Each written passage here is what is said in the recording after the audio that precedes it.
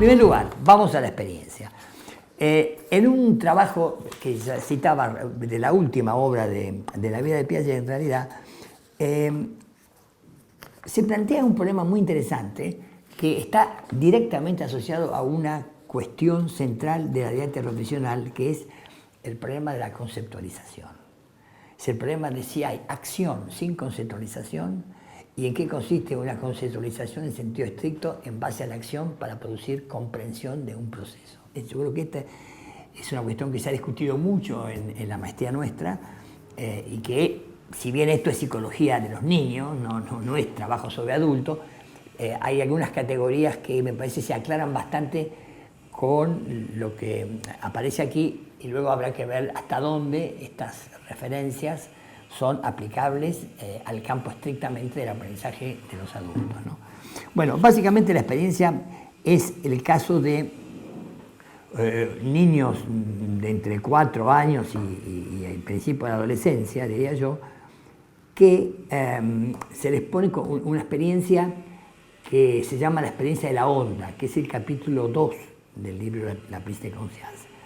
Esa experiencia es que el niño tiene que hacer girar, en el sentido de las agujas del reloj, una bola atada a un hilo, hacerla girar y luego lanzarla hacia un blanco que está delante a las 12 del mediodía. Si usted tuviera un reloj acá, tendrían las 12 del mediodía, las 9 de la noche, las 6 de la tarde y las 3 de la tarde. Si la bola da vuelta, la cuestión es que lo primero de todo es ver hasta qué punto, digamos, haciendo girar la bola, los niños la lanzan hacia el blanco. Y cuando tienen éxito en lanzar la bola al blanco. Y luego la cuestión es si, habiendo realizado la acción con éxito, hay una explicación que los niños pueden dar, prise de conscience, de la actividad que hicieron. Es decir, si coinciden o son disímiles la acción propiamente dicha de la representación de cómo se fue hecha la acción, inclusive de algunos procesos causales que están metidos adentro, ¿no?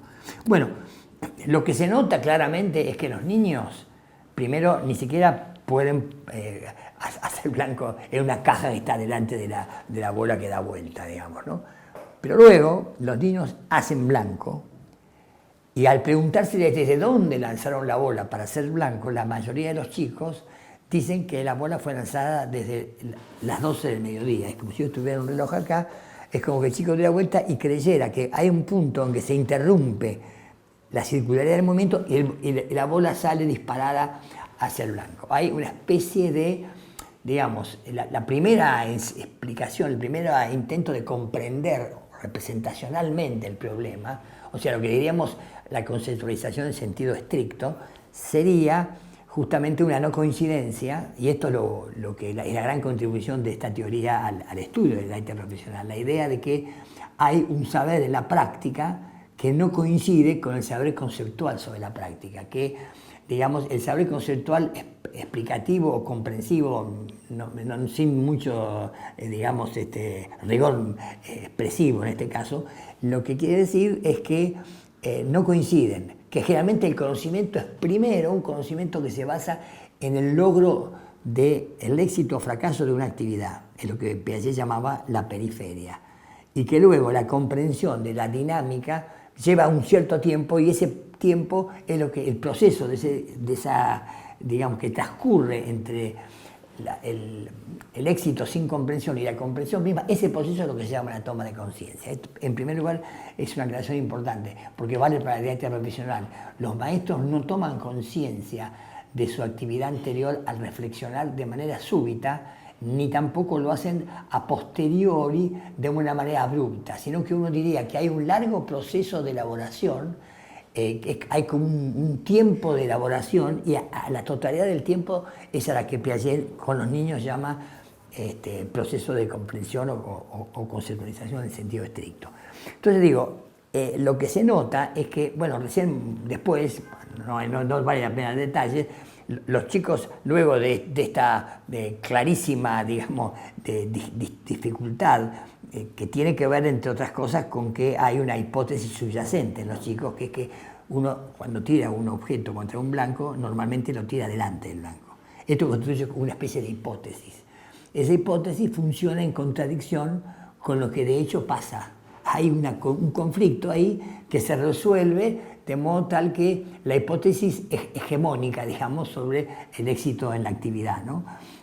Luego los chicos un poquito más grandes lo que hacen es pensar en que la bola no sale exactamente a las 12 cuando la tiran, sino a las 10, por ejemplo, y que luego hace una especie de línea que va hacia el blanco, pero luego hace como una curvatura para enfrentar a la caja. No logran hacer una articulación simultánea, no simultaneizan, digamos, el radio del círculo que hace la bola con la tangente, que es el movimiento estricto que se hace hacia... Ahora, como todo el mundo sabe, nosotros sabemos que cuando lanzamos la bola, la tiramos desde las 9 de la mañana, digamos, ¿no? Cuando gira, a las 9 sale la tangente, es un único movimiento, pero construir ese movimiento es un acto representacional, semiótico y conceptual que ciertamente lleva tiempo y que de ninguna manera es ni súbito, y la otra cosa que tiene, que es bien interesante, no es una iluminación, no es que el maestro se da cuenta,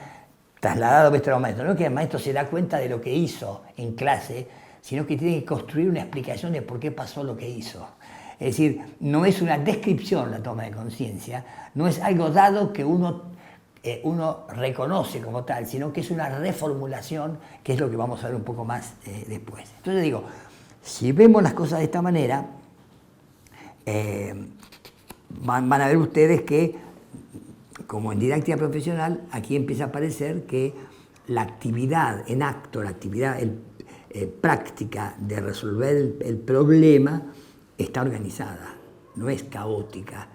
Si bien hay conceptualización en términos de representar la acción misma está organizada. Y es por eso que Vergniaud habla de teorema en acto. Aquí se habla de en acto, quiere decir que hay un sistema de esquemas que organiza la actividad de resolver el problema práctico. Y ahí hay acción con concepto adentro. Lo que luego va a ser el otro concepto es el que se reformula el anterior sobre la base de un proceso representativo. Y eso es lo que a nosotros, a mí me parece al menos que tiene mucha importancia para la didáctica profesional. Bueno, esta es una primera experiencia. Claro que el proceso de conceptualización que estoy mencionando es en el fondo un proceso que lleva a que finalmente el niño considere que la bola se lanzó a las 9 de la mañana, a las 9 del reloj, que es un único movimiento articulado y no son dos sucesivos. Es una evidente construcción y que esa construcción, como decía, no es abrupta y tampoco es una copia de lo que ha pasado, sino es una reelaboración de lo que ha pasado.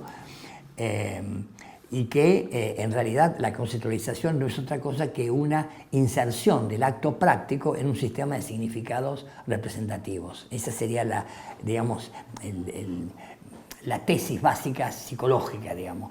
Reconceptualizar es insertar una actividad en un sistema de representaciones.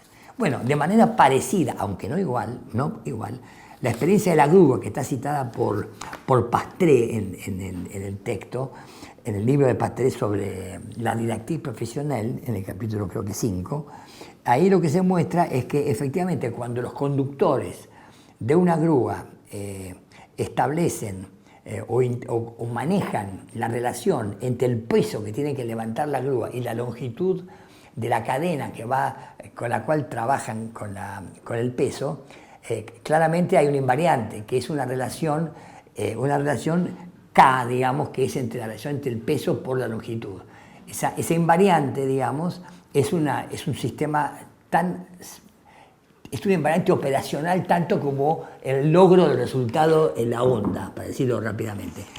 En realidad,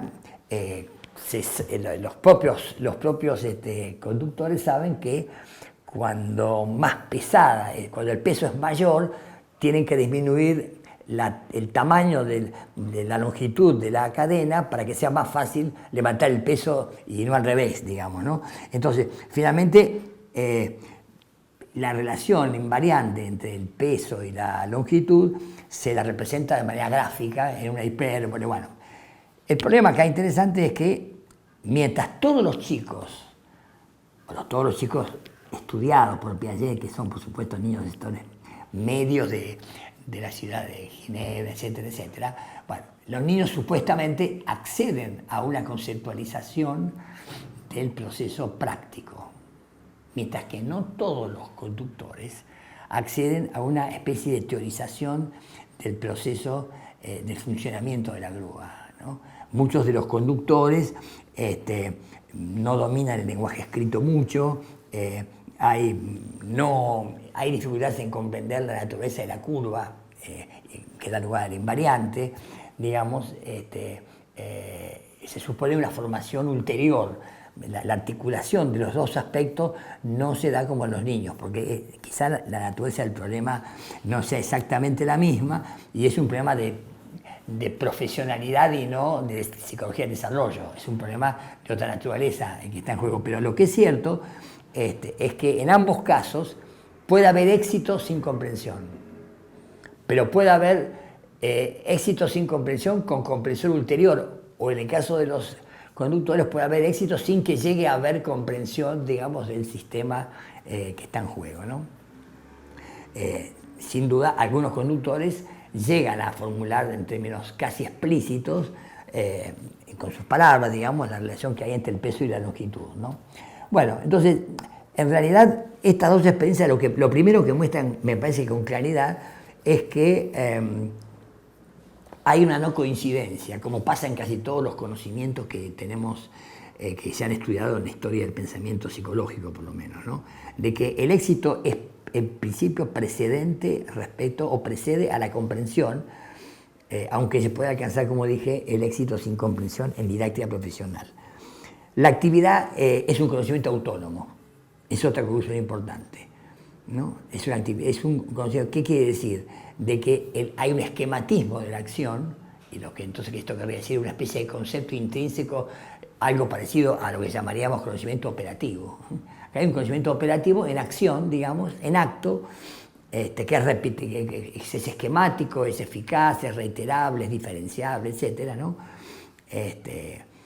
Bueno, que luego, justamente, el rol decisivo que va a jugar en las representaciones, que es el proceso por el cual hay una continuidad de los conceptos y una ruptura. Hay continuidad porque hay una organización que está tanto allá como acá, tanto en la acción como en la representación, pero la naturaleza de esa organización, digamos, se ha modificado, porque de hecho la explicación que dan los chicos de cómo se organiza la actividad, cómo es el movimiento que gira, que articula la tangente con el movimiento circular, no es, como decía antes, una copia de lo que se hace, sino que es una reorganización de lo que se hace en términos conceptuales. Quiere decir que el conocimiento no es un proceso de avance, digamos, de reorganización, ¿no? Bueno, desde este punto de vista, entonces, uno podría decir que ¿a qué podríamos llamar este proceso de transformación de la organización que va desde los conceptos en acto al concepto representacional? Y en otros casos sería un pasaje de un conocimiento operativo a un conocimiento más predicativo. Esto querría decir que hay un proceso de abstracción. Así se llamaba, en el primer nivel, digamos, que es el éxito sin la comprensión, ahí no hay abstracción reflexionante. Lo que hay es un juego de actos organizados. Pero cuando empieza a haber progresiva comprensión del sistema de acciones en su organicidad, allí hay un proceso de abstracción que aísla del nivel de las acciones ciertas características y las proyecta hacia la representación y luego las reorganiza, ¿no? Esto se parece mucho a lo que Hegel llamaba la Aufgaben, es decir, la superación dialéctica. Es decir, una actividad pasa de un plano al otro y al pasar esa actividad se reformula. La abstracción consiste en aislar aspectos de una actividad, en este caso serían los aspectos del movimiento que se lleva a cabo.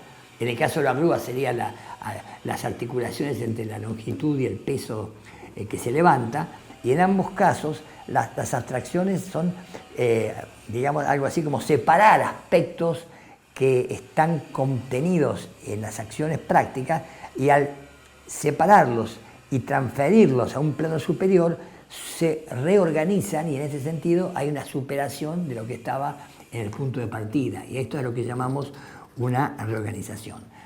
Y en un tercer nivel, digamos, que no se dan estos ejemplos, pero que es muy característico y es que hay que pensarlo mucho respecto a la didáctica profesional, es lo que se llama la abstracción reflexionada, que sería cuando, o algo parecido a lo que los psicólogos llaman metacognición, ¿no? Pero que nosotros no, yo no me atrevo a identificarla porque no estoy de acuerdo, bueno, no importa, pero la idea es que hay un momento en que hay una inversión de la situación original. En vez de puramente el chico actuar, el chico piensa y el pensamiento pasa a dirigir la acción. Es como si la acción primero se hace como conocimiento en acto, luego la abstracción la lleva a una representación comprensiva del proceso, del mecanismo del funcionamiento de la onda, y en un tercer nivel, si cabría hablar de esto, sería que hay como una planificación, una universalización que hace cada sujeto de los procesos que se cumplieron antes, y de ahí pasa la intervención sobre la acción práctica. Es un juego de, digamos, de ida y de vuelta, ¿no? Bueno, claramente esta manera de pensar es otra de las contribuciones psicológicas que permite digamos, levantar el dualismo entre acción y conocimiento, ¿no? Porque claramente la actividad aquí no es un conocimiento aplicado, sino que más bien el conocimiento conceptual es una reformulación a partir de la acción, que no es una acción pura, sino que tiene conceptos adentro desde el punto de vista de la actuación, del carácter organizado, esquemático del proceso de tener éxito, ¿no? Si uno pensara esto en términos de aprendizaje adulto, en términos de didáctica profesional, uno diría que uno podría encontrar algunos rasgos o lados del proceso de aprendizaje donde algo de estas reflexiones se estarían mostrando o manifestando. Digamos, por un lado, podríamos decir que cuando un maestro, un docente, hace un análisis retrospectivo de una actividad anterior y examina su éxito y su fracaso y trata de buscar una razón o darle un sentido a la actividad que hizo, uno podría decir que atribuir un significado a un episodio que ha vivido el maestro es legítimamente una actividad reflexiva. No sé cuánto de abstracción habrá, pero que hay una actividad reflexiva porque hay el objeto, ¿no? Es la propia actividad del docente sobre el cual él hace una serie de caracterizaciones.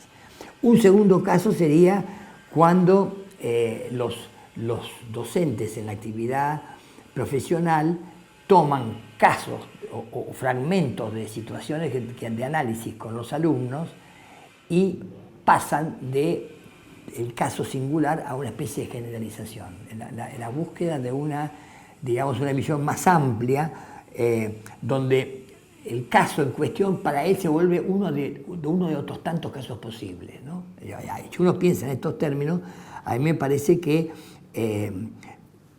esto sería también una actividad reflexiva, ¿no? Y un tercer caso de actividad reflexiva sería que cuando el maestro entra en conflicto, cuando lo que nosotros llamamos conflicto entre la planificación y la acción de la tarea realizada, suponete, un desencuentro, una no compatibilidad entre una actividad proyectada y el resultado que él encuentra, la actividad del profesor de reorganizar sus recursos intelectuales para evaluar la situación es también un acto reflexivo, según yo lo entiendo, ¿no? Es decir, el maestro siempre, cuando reflexiona, sale de lo singular, intenta generalizar o universalizar o en todo caso sistematizar o reorganizar lo que es una actividad que antes está hecha pero no está pensada como tal, ¿no?